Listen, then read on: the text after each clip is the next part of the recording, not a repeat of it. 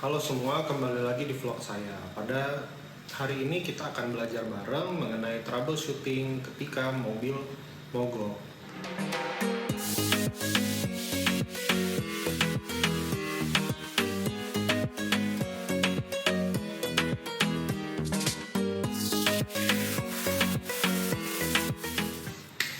Jadi mobil modern memang zaman sekarang sudah memiliki banyak sekali sensor-sensor yang menyebabkan algoritma untuk mencari penyebab mogoknya mobil itu menjadi lebih sulit.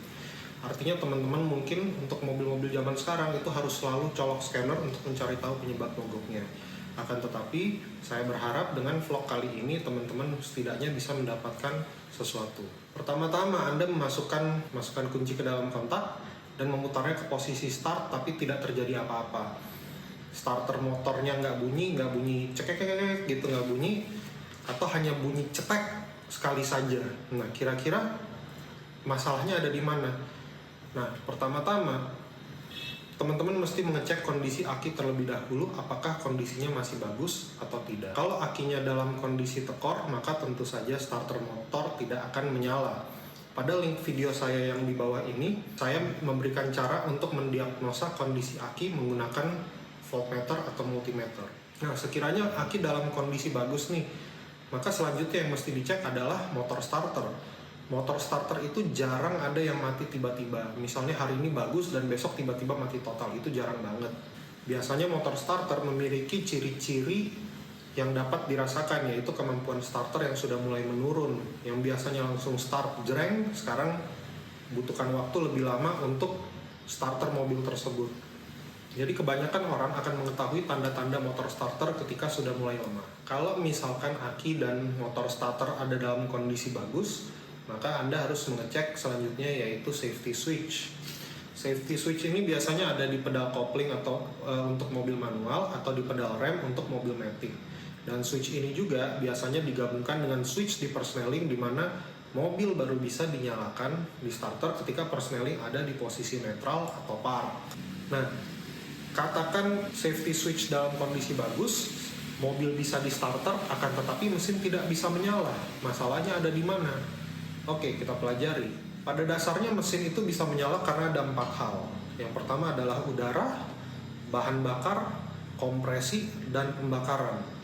Tapi dari 4 hal ini, yang umumnya bermasalah ada 2, yaitu pembakaran dan bahan bakar. Nah, bahan bakar itu umumnya disuplai ke ruang bakar ketika kunci kontak dinyalakan pada posisi on. Ciri-ciri paling umum bahan bakar tidak sampai ke dalam mesin adalah motor starternya berbunyi tapi mesinnya tidak kunjung menyala.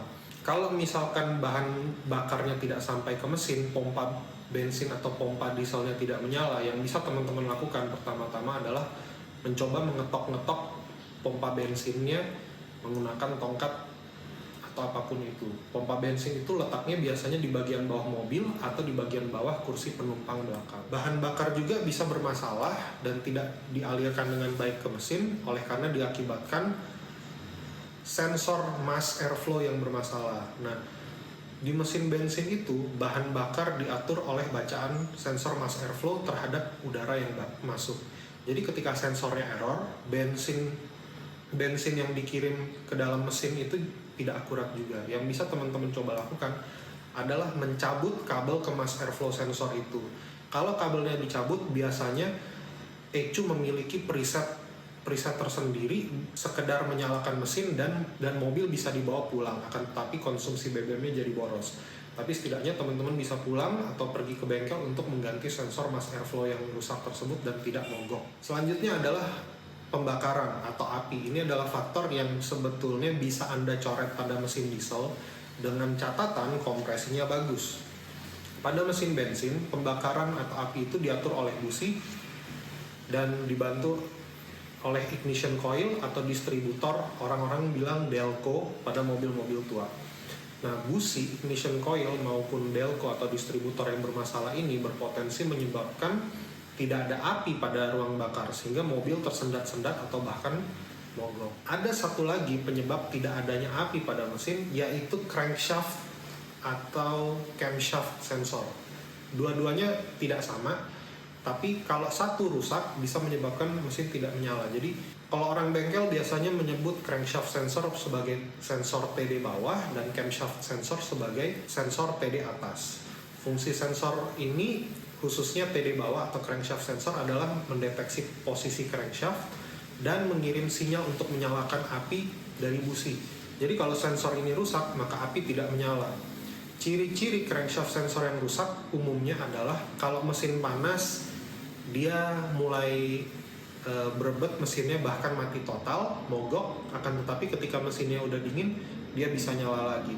Untuk kasus-kasus seperti itu, 95% diakibatkan oleh crankshaft sensor yang rusak. Sebagai penutup, saya ingin membahas mengenai faktor kompresi pada kendaraan yang menyebabkan mesin tidak menyala.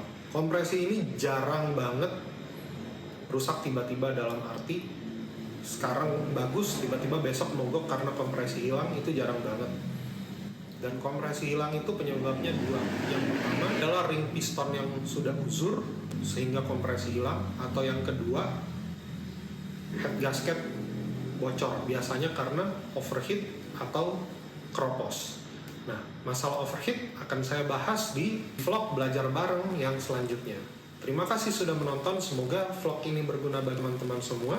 Sampai jumpa lagi di vlog selanjutnya.